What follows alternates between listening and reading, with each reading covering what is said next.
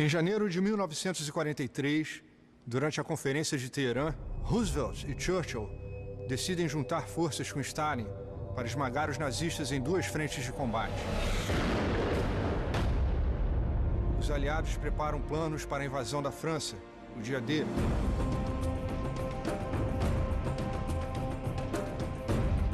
Patton retoma o comando de suas tropas em direção à Alemanha. Hitler está cercado em Berlim quando Roosevelt morre. Mussolini é executado na Itália. Na Inglaterra, Churchill sai de cena. Hitler se suicida, isolado em seu bunker. Stalin torna-se uma ameaça ao equilíbrio mundial, começando a Guerra Fria. Ao final da Segunda Guerra, no espaço de 30 anos decorridos desde o começo da Primeira Guerra, mais de 100 milhões de vidas se perderam e o mundo jamais foi o mesmo depois das grandes guerras.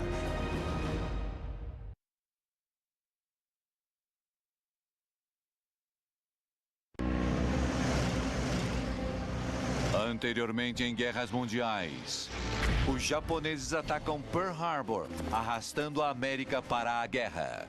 Então começou. Receio que tenhamos acordado um tigre adormecido.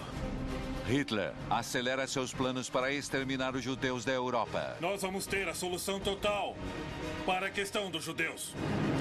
Enquanto a América inverte o jogo do Japão em Midway, com uma derrota humilhante para Tojo. Não diga uma palavra sobre isso a ninguém. Adolf Hitler e Joseph Stalin lutam até a morte em Stalingrado. Chega! Os aliados invadem a Sicília, empurrando Mussolini à beira da derrota e enraivecendo seu mais próximo aliado. Por quê? Enquanto a carnificina explode por todo o globo.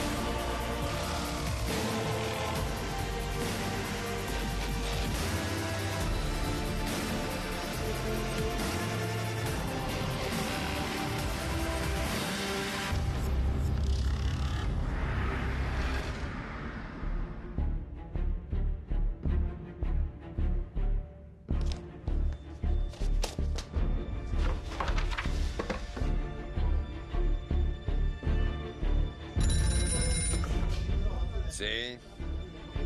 Franklin Roosevelt e Winston Churchill sabem que Joseph Stalin é um tirano brutal e tem mais coisas em comum com Hitler do que com eles.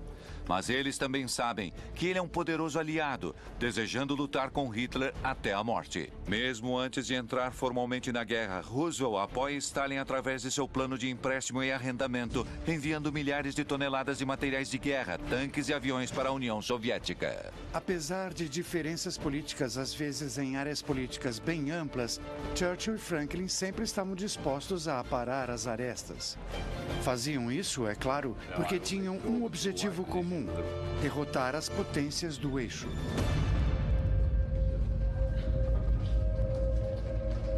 Caso os aliados quisessem vencer essa guerra, Churchill e Roosevelt sabiam que o inimigo de seu inimigo precisaria ser seu amigo. Roosevelt e Churchill convencem Stalin a encontrá-los para uma conferência sem precedentes na Embaixada Soviética em Teherã, no Irã. Apesar de unidos por um inimigo comum, cada líder chega com sua própria agenda. Stalin chega à mesa falando alto depois de sua vitória em Stalingrado. Churchill quer evitar o risco de uma grande invasão a todo custo e proteger seu minguante império na África e na Ásia. Roosevelt está determinado a trazer o líder soviético à sua causa de coexistência pacífica após a guerra e conseguir que este declare guerra ao Japão. Temos de assegurar que a Alemanha não ameace a Europa outra vez. A execução de todo o corpo de oficiais alemães seria um bom começo. Não creio que meu parlamento aprovasse a matança de 50 mil homens. Vamos ajustar. Talvez uns 49 mil. Roosevelt sempre se preocupou que Stalin pensasse que os anglo-americanos, ele e Churchill, estivessem em conluio contra ele. Então, assim, ao menos no início de seu relacionamento, Roosevelt usava cada oportunidade para tentar fazer com que Stalin se sentisse confortável. E talvez até em certos momentos, insinuando que ele e Stalin teriam algum tipo de aliança contra Churchill. Mas é claro que isso nunca foi verdade. Certamente Stalin nunca se convenceu disso, mas Roosevelt tinha esse senso diplomático de saber que esse tipo de tratativa poderia ajudar. Precisamos vencer esta guerra. Temos de conquistar a paz. Certamente isso não funcionou muito bem da última vez em Versalhes. Então vocês têm que me ajudar. E você a mim.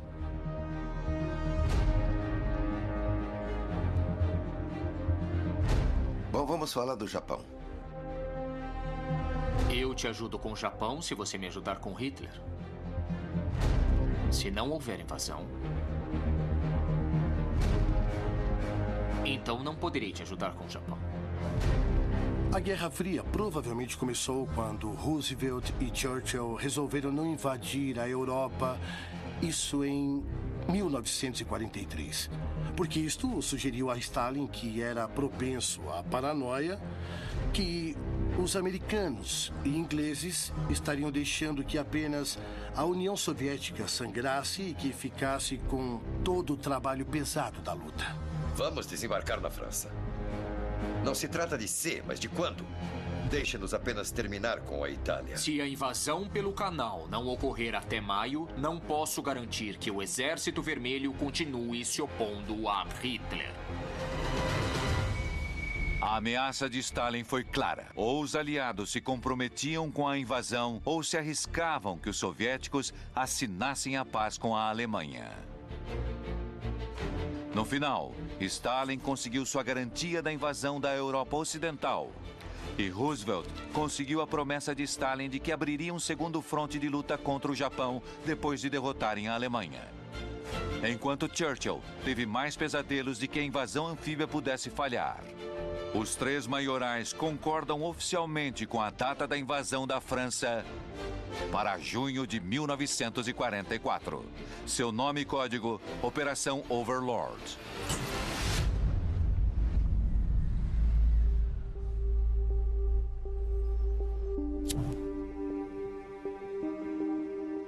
Winston Churchill sabia que essa estratégia poderia ser o ponto de inversão da guerra.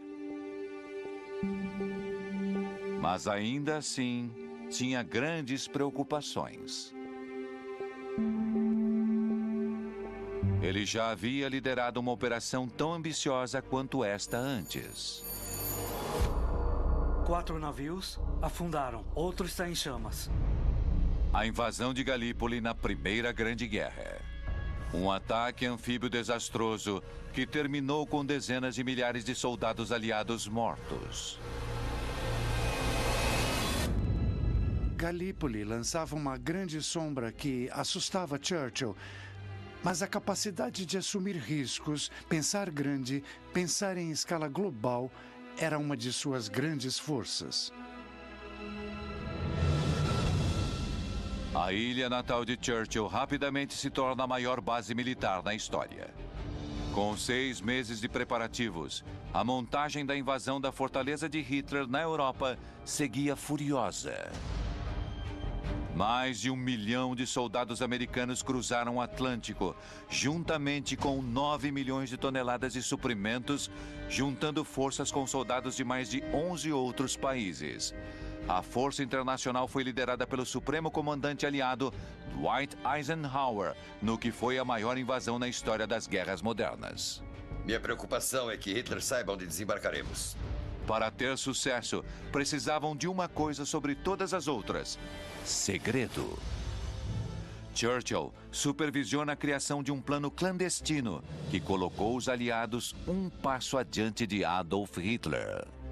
O que precisamos é de um guarda-costas de mentira que os engane.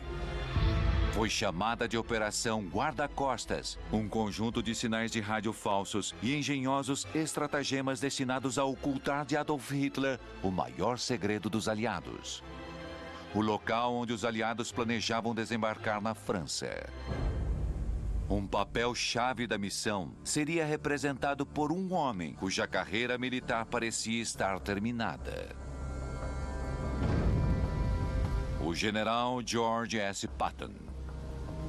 Depois de ter sido removido do serviço ativo, parecia que Patton seria um simples espectador da maior invasão da história. Ponha-se no lugar de Patton. Estavam prestes a invadir o centro da Europa. Iriam marchar até as entranhas da Alemanha nazista. E pensar que ele não faria parte disso deve ter sido algo terrivelmente doloroso para Patton. Mas a Operação Guarda-Costas reservava um lugar especial para Patton.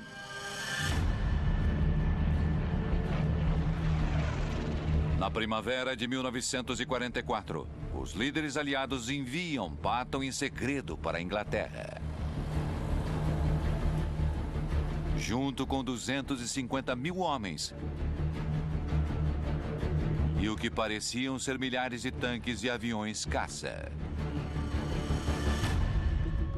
Mas Patton não estava liderando nenhuma invasão, e seu exército não era o que parecia.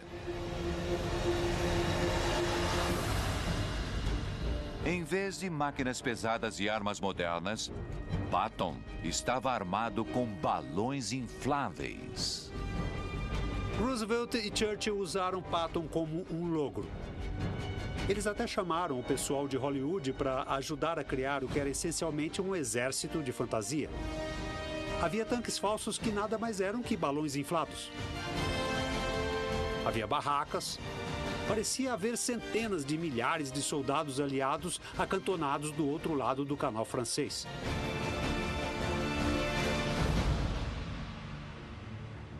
E não demorou muito para que Hitler visse as fotos do serviço de inteligência alemão do suposto exército de Patton. Patton. Adolf Hitler pensou que tivesse passado a perna nos aliados, descobrindo em que parte da França a invasão iria ocorrer. Ele se recusa a crer que o melhor general americano, Patton, tivesse sido afastado apenas por ter esbofeteado um soldado. Patton.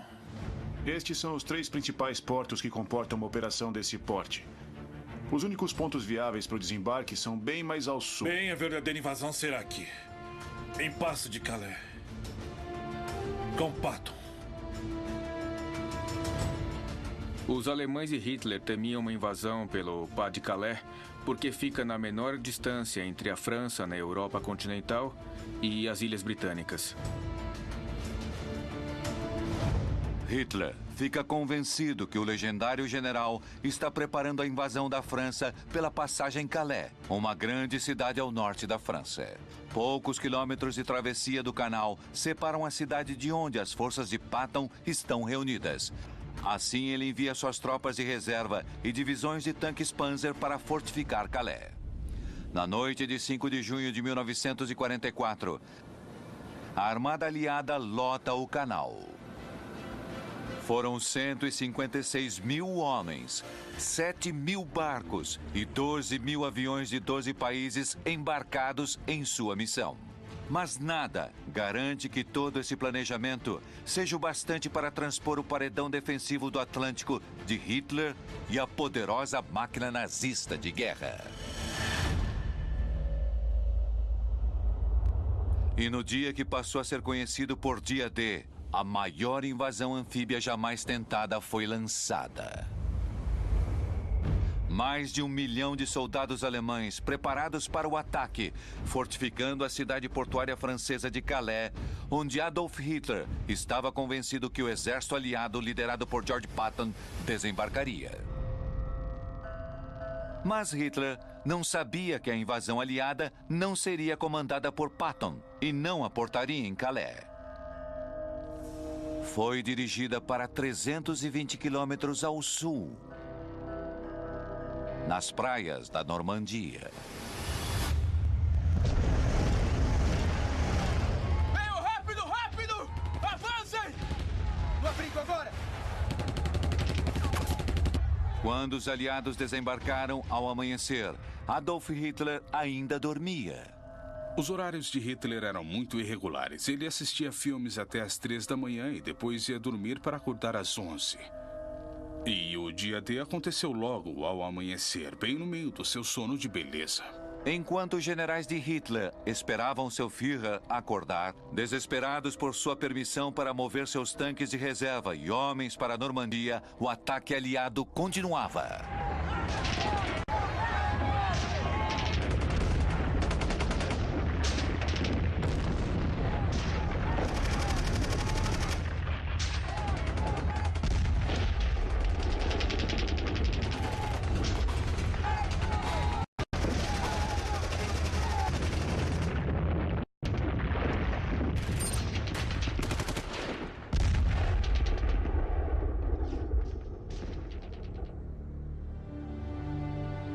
Após uma luta brutal, as forças aliadas capturaram as praias. O desembarque, a 6 de junho de 1944, foi sem dúvida a maior operação militar já realizada em toda a história humana. Tinha de ter sucesso. Se falhasse, no tempo necessário para preparar um novo desembarque na costa francesa, o Exército Vermelho poderia tomar toda a Alemanha e possivelmente a Bélgica antes que os aliados pudessem se juntar e desembarcar. Assim, a ideia não era apenas derrotar Hitler, mas também deter o Exército Vermelho, que avançava em direção ao coração do continente europeu. Enquanto as tropas aliadas avançam na Normandia, Adolf Hitler é notificado da invasão. Mas ele se recusa a relocar suas forças estacionadas em Calais durante 3 dias cruciais, o que permite aos aliados pôr os pés na Europa. A falha de Hitler em liberar suas reservas enfraquece o contra-ataque alemão.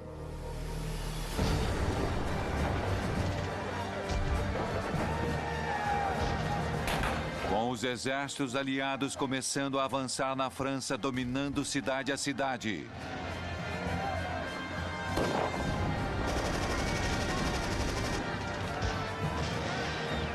Repelem forças alemãs e libertam milhares de cidadãos por todo o país. Em 1944, particularmente depois do desembarque do dia D, a resistência francesa se torna muito mais ativa e difundida. Os alemães retaliam com prisões secretas em que as pessoas desapareciam por terem alguma ligação com a resistência. As tropas dos Estados Unidos, Grã-Bretanha, Canadá, França, Polônia, Grécia, Bélgica, Tchecoslováquia, Países Baixos, Austrália, Nova Zelândia e Noruega fizeram do desembarque na Normandia um incrível sucesso. Algo que alterou o curso da guerra. Mas não a natureza de Adolf Hitler. Então desistência ou derrota não eram opções para Hitler. Em sua visão de mundo, nunca, jamais se desistia.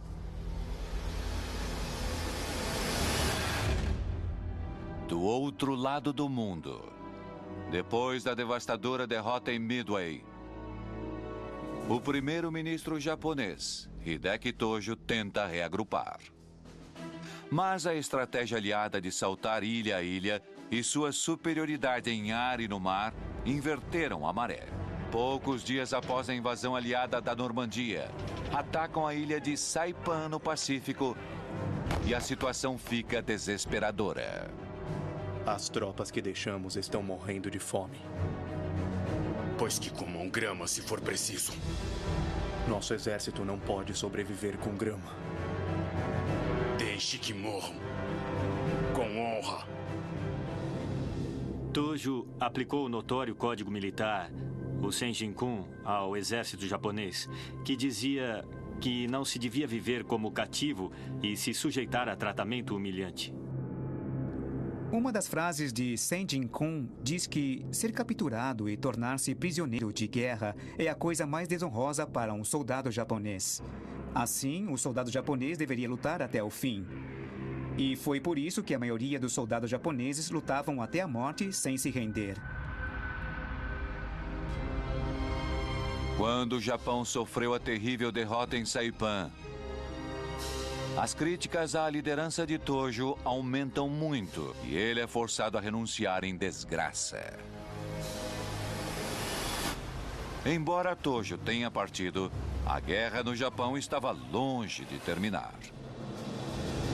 Por anos, o general Douglas MacArthur aguardou pelo momento de acertar as contas com seu inimigo e retomar o território que foi forçado a abandonar: as Filipinas.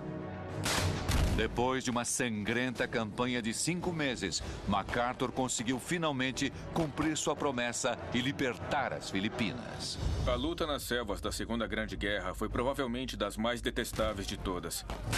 Pro outro lado! E com os japoneses lutando até a morte. Por aqui! Assim que retoma as Filipinas, MacArthur passa a mirar um alvo ainda maior: a invasão do território central do Japão.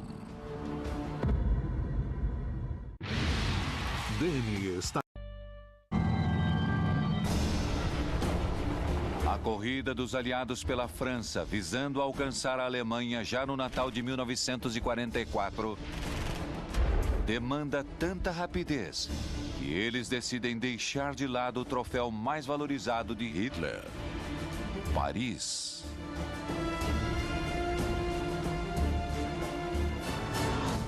Uma decisão que enraivece o general Charles de Gaulle. Não é desejável deixarmos Paris nas mãos dos alemães nem por um momento sequer.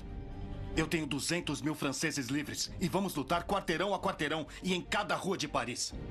De Gaulle, o líder das forças da França Livre, insiste em liderar pessoalmente a libertação de Paris, que Hitler tinha dado ordens para destruir.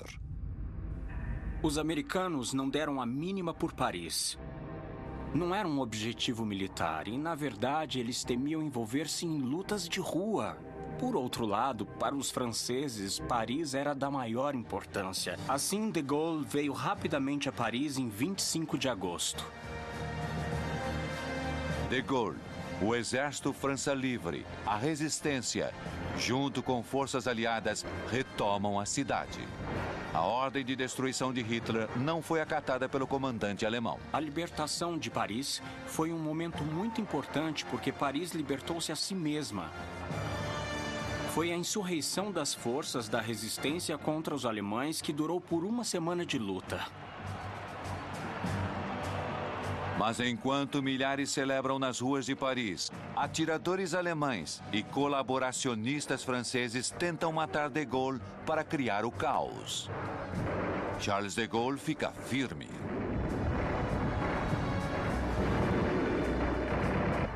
E houve o discurso, o famoso discurso no Hotel de Ville. Uma Paris ultrajada, Paris martirizada, mas uma Paris libertada, e libertada por seu povo, libertada por si mesma. Isso foi um mito que Charles de Gaulle criou. Foi um mito, é claro, porque a França não se libertou sozinha, mas foi um mito necessário para um país alquebrado que havia conhecido a desonra do colaboracionismo. Apesar de saber que perdia a França, Adolf Hitler nunca se considerou vencido. Hitler aposta tudo o que lhe resta em uma desesperada contraofensiva ao sul da Bélgica.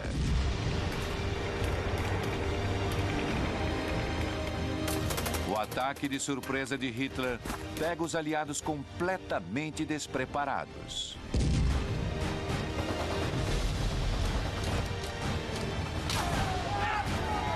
Vamos, rápido! Corre! Esse contra-ataque, então, leva à Batalha de Bulge em dezembro de 1944. E Hitler tinha, então, a percepção nada realista da situação, achando que com esse contra-ataque ele poderia vencer a guerra, esmagando os aliados a oeste na Bélgica e ao norte da França e depois mover suas tropas para o leste e esmagar também a Stalin. Com tropas sitiadas pelos alemães em Bastogne, os aliados chamam seu comandante mais mercurial. George S. Patton, com seu estilo móvel de guerrear, foi chamado para deter Hitler em seus trilhos. Às vezes é preciso manter alguém como George Patton por perto, mesmo que seus instintos digam que se livre desse sujeito. Mas a questão crucial é que ele era um grande estrategista no campo de batalha.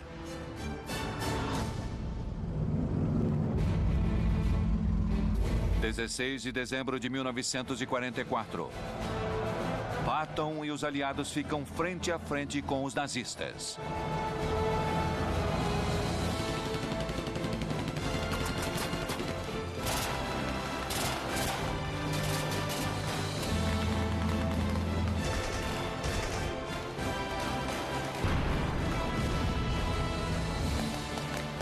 E destroem o enfraquecido exército de Hitler. Finalmente atravessando as defesas alemãs. As tropas de Hitler ficam sem outra opção senão a retirada de volta para a Alemanha. Eu creio que a guerra continuar em 1945 e não terminar no outono de 1944 foi o pesadelo absoluto para o povo alemão, que teve de pagar o preço por apoiar Hitler, de lutar por ele, por usar seu uniforme e lutar porque a taxa de mortalidade no exército alemão ficou tão elevada que os alemães perderam em meados de 1944 até o fim da guerra um número maior de soldados do que toda a guerra anterior.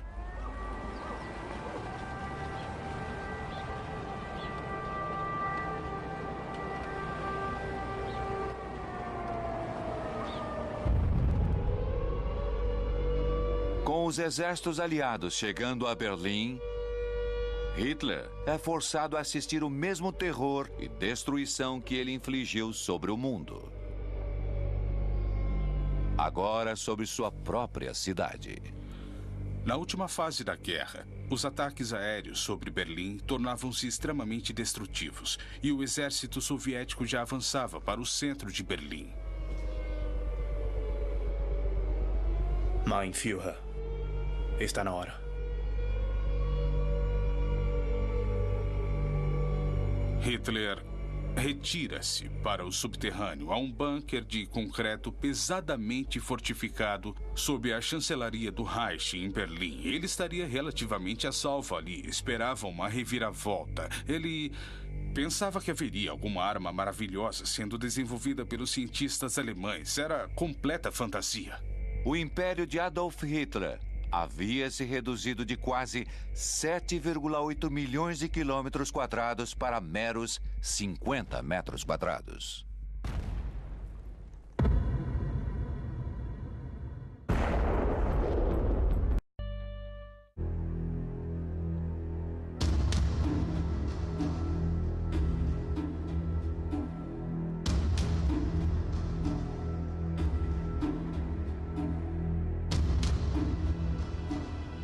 Conforme Patton e suas tropas avançam pela Alemanha, chegam até uma série de grandes prédios parecidos com fábricas, cercados por campos vazios. Primeiro esquadrão, avançar!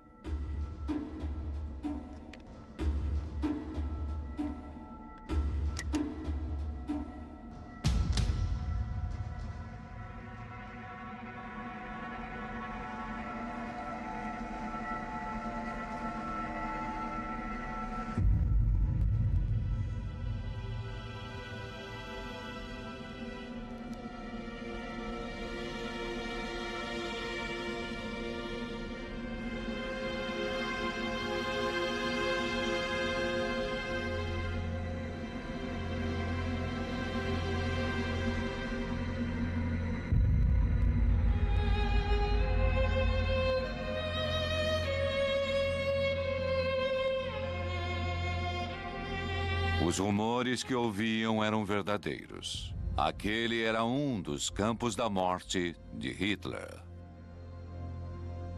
Buchenwald.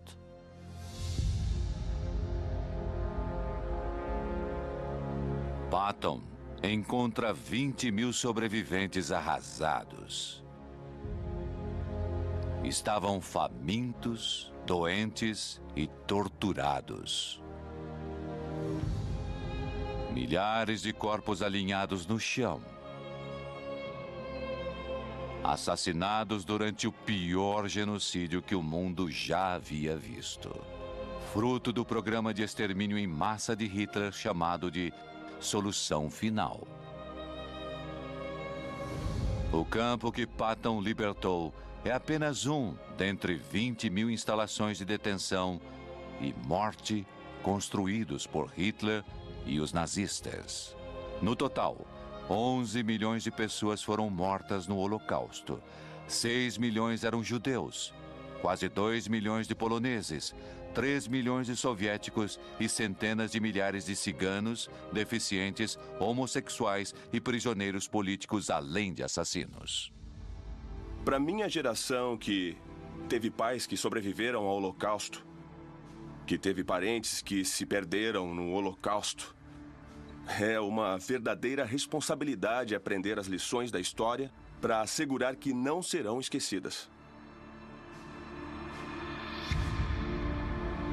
Abalado com o que viu, Patton e suas tropas reúnem tantos alemães quantos conseguem.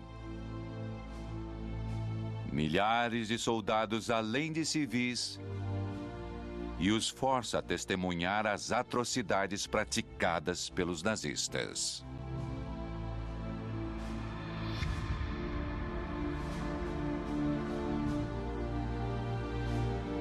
A decisão de Patton de confrontar aqueles que cometeram injustiças e assassinatos com aquilo que fizeram. Se você não vê as consequências de seus atos, é bem pouco provável que você entenda seu significado. Quando pessoas cometem crimes de guerra, a coisa mais importante é que sejam responsabilizadas, porque se não forem, irão encorajar outros também a violar as normas mais básicas de conduta.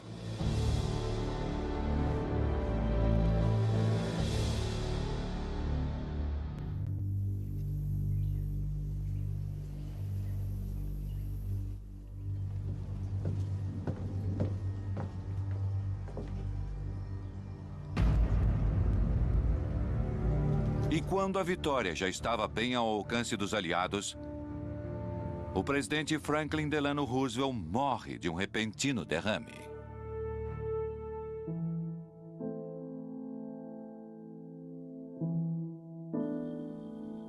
A América fica chocada. Roosevelt havia guiado os americanos durante as duas grandes crises emocional, econômica e militar do século XX. A Grande Depressão e a Segunda Guerra Mundial. Estas foram experiências de formação para toda uma geração.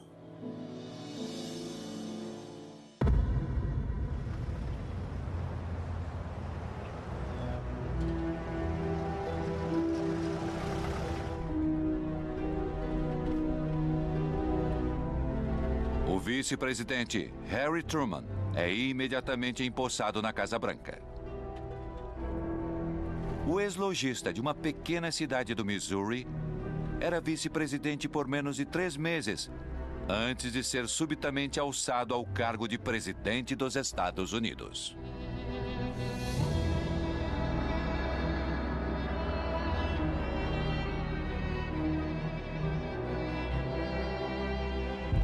Harry Truman dizia que foi como se as estrelas e a lua tivessem desabado sobre ele. De repente, virou o presidente. E agora, cabia a Truman pôr um fim a 30 anos da luta mais mortífera que o mundo já vira.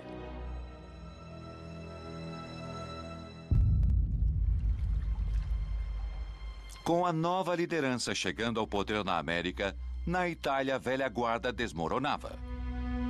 Benito Mussolini foi se esconder ao norte da Itália, planejando escapar para a Espanha. mas foi capturado ao tentar sair do país. E foi executado por membros da resistência italiana e seu corpo foi levado para Milão. O corpo de Mussolini foi colocado no centro de uma praça, onde alguns moradores iam agredi-lo. O que sempre faziam quando caía um tirano e agora tinham a chance de fazer isso. Ele era a pessoa responsável pelos bombardeios e todos os problemas da guerra. Está certo, então vamos chutar a cabeça dele. Um dos ditadores mais cruéis que o mundo conheceu tinha finalmente caído.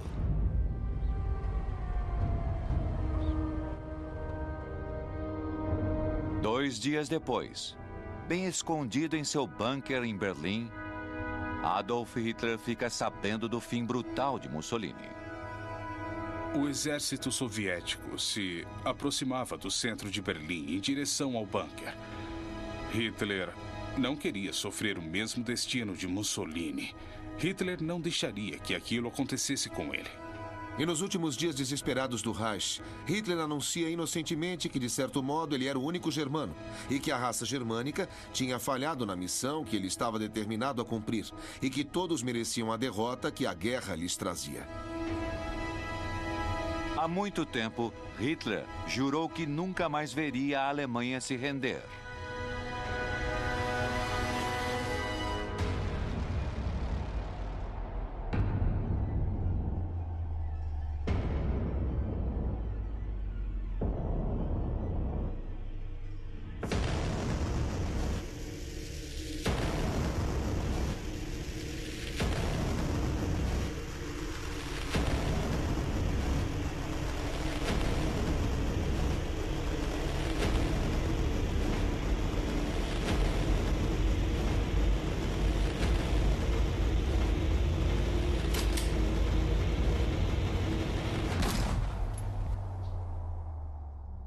Hitler se suicidou para evitar a captura e a humilhação e tentar preservar a mística de sua liderança e seu gênio e tentar criar uma lenda de autossacrifício pela Alemanha e seu futuro.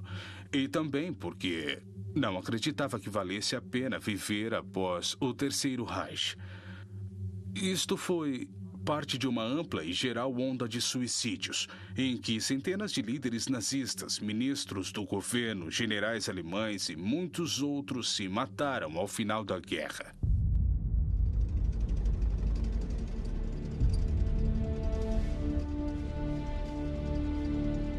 O suicídio de Adolf Hitler levou à rendição da Alemanha aos aliados.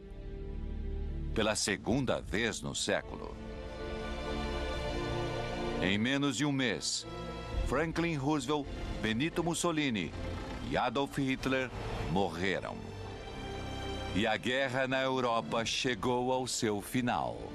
Há quem argumente que a Primeira Guerra Mundial de 1914 até o fim da Segunda Guerra Mundial em 1945 foi uma guerra que durou 30 anos durante o século XX. Em certo sentido, foi um único conflito, porque envolveu muitos dos mesmos países, muitas das mesmas questões, e a Alemanha teve papel central em ambas. Quando a guerra terminou na Europa, e claro, para os europeus foi o fim da guerra, mas para a América, não. Para a América e seus aliados no Pacífico, Grã-Bretanha, Austrália e Nova Zelândia, ainda havia outra guerra a vencer. Daniel Cara dos Carros. No History.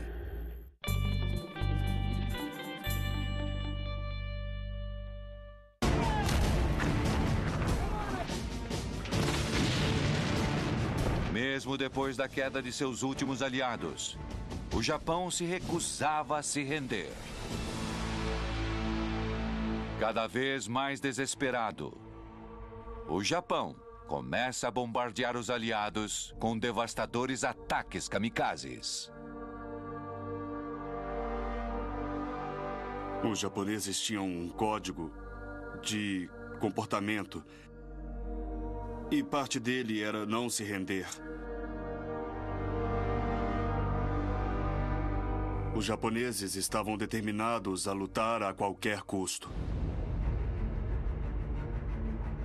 O general Douglas MacArthur sabia que os militares japoneses seriam um formidável inimigo para abater. Ele estava convencido de que o único modo de derrotar a última potência do eixo seria com o que poderia ser a maior operação militar da história. Um ataque que ofuscaria até mesmo o dia D. Uma audaciosa invasão anfíbia ao território central do Japão. Os Estados Unidos poderiam perder uns 100 mil homens. O total de mortes poderia ser mais de 1 milhão. MacArthur achava que era a coisa certa a fazer, mesmo a esse custo. Mas MacArthur não era o único com planos para conquistar o Japão. Em julho de 1945, Stalin começa a mobilizar suas tropas na China, preparando-se para atacar os japoneses. Ele não queria deixar que os Estados Unidos ficassem com a Ásia toda para si. Não há dúvidas que Stalin nos ajudou a derrotar os nazistas. Mas também é verdade que Stalin tinha vistas para o mundo do pós-guerra. E estava muito mais focado em obter vantagens ao final da Segunda Guerra Mundial que posicionassem a União Soviética para um grande futuro. Em uma cena reminiscente de Versalhes, os aliados vitoriosos se reuniram em Potsdam para negociar o controle da Europa. Winston Churchill sempre tinha visto Stalin como uma ameaça quase tão grande quanto Hitler. Nós simplesmente não podemos ceder em tudo que o Bruto pedir. Temos que mostrar a ele que não nos intimidamos. Os americanos sempre tentaram puxar Stalin para ajudá-lo no Japão. Mas agora Truman quer finalizar a guerra antes que Stalin consiga mais vantagens invadindo o Japão primeiro.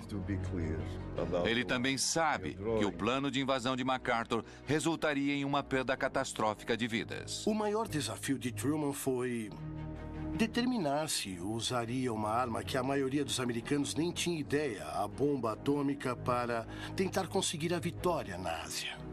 Truman decidiu deixar Stalin a par de seu maior segredo. Nós temos uma nova arma. Uma arma de imenso poder de destruição. Espero que a use para um grande efeito sobre os japoneses. Stalin já sabia por meio de seus espiões que os Estados Unidos trabalhavam nessa bomba e a União Soviética também trabalhava. E é possível que Truman tivesse contado a ele tudo o que ele queria saber. E nesse caso, poderíamos muito bem ter evitado a corrida das armas atômicas e a Guerra Fria e tudo o que se seguiu. E no meio da conferência, Winston Churchill retorna para casa e recebe notícias inesperadas ao não ser reeleito para o gabinete. Churchill comprovou estar certo quanto aos nazistas. E isso o transformou em um grande líder em tempos de guerra. E foi na guerra que ele provou suas credenciais de liderança. Mas, curiosamente, o povo britânico não confiou nele para fazer a paz. Com Churchill fora de cena, Harry Truman se vê sozinho para tomar decisões de consequências inimagináveis. Ele resolve enviar uma advertência ao Japão. Nós conclamamos o governo japonês que proclame, já, a rendição incondicional de suas forças armadas. Os governos aliados enviaram a Declaração de Potsdam, de rendição incondicional do governo japonês em 26 de julho. Mas eles ignoraram a advertência e isto deu ao presidente Harry Truman a desculpa para usar a bomba atômica.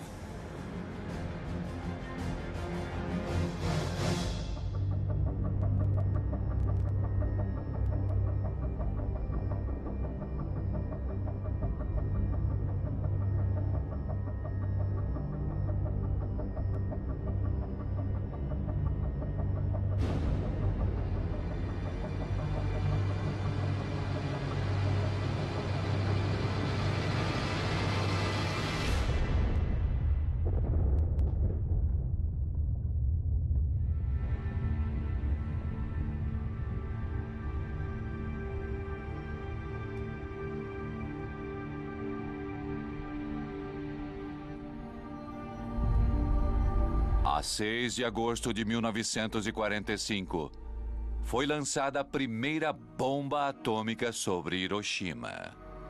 Em um instante, mais de 80 mil japoneses civis foram mortos. O nível de devastação não se igualou a nada que qualquer um houvesse visto antes. Depois de a bomba ser lançada sobre Hiroshima, o ministro do Exército, Koreshi Kaanami, informou ao imperador que a bomba atômica não representava séria ameaça ao Japão.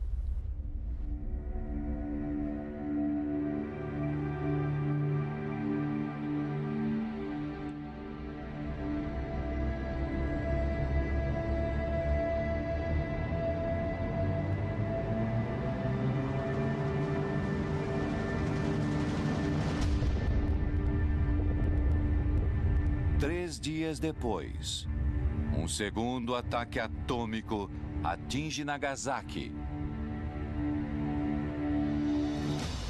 matando outras 80 mil pessoas. Se o governo japonês tivesse resolvido se render após o ataque de Hiroshima, mais de 80 mil vítimas em Nagasaki teriam sido salvas. Nos dias do lançamento das bombas atômicas, o governo japonês estava totalmente dividido em duas facções. A que buscava pela paz e os que estavam determinados a lutar até o fim.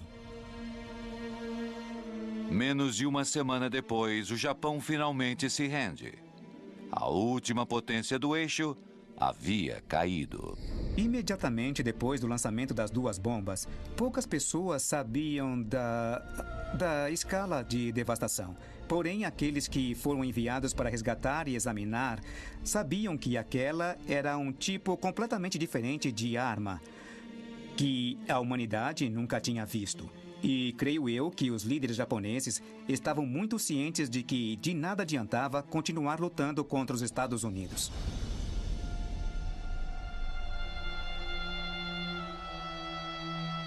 Terminou.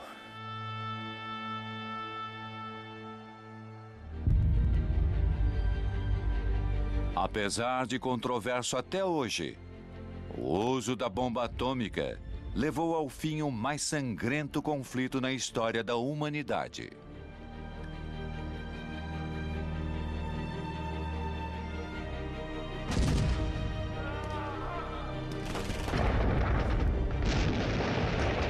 Nos 31 anos entre 1914 e 1945, mais de 100 milhões de pessoas foram mortas.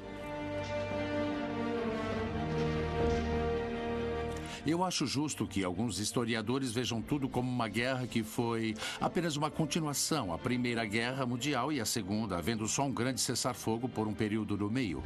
Vejam, tendemos a pensar em décadas como sendo um longo período de tempo, mas na verdade para a história mundial, o que é uma década? Não é nada. Assim, de 1914 a 1945 pode muito bem ser visto como uma grande guerra. Com a Grande Guerra recém-terminada, os mais poderosos aliados que o mundo já havia conhecido rapidamente se tornam inimigos. Conforme novas esferas de influência emergem das ruínas.